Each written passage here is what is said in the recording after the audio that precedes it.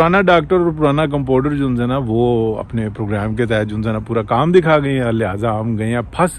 अब बेहतर यह है कि हम उसी तरफ चले जाएं जहाँ पे मामला जा रहा है। बहरहाल खूबसूरत अच्छी अच्छी प्यारी प्यारी नेक नेक और पाकीज़ा जो खबरें हैं वो ये बता रही हैं कि अगली जो हुकूमत है वो मरकज़ में फॉर्म होना ज़रा मुश्किल हुई है। तो मियाँ साहब ने बहुत सारे डिसीजंस दिए हुए हैं और जो PMLN के जो ग्रुप है उसको स्ट्रॉन्ग किया जा रहा है। मे बी के इलेक्शन जो है ना विद इन 2 मंथ जो है ना यानी कि री इलेक्शन आ जाए, हुकूमत फॉर्म ना हो सके।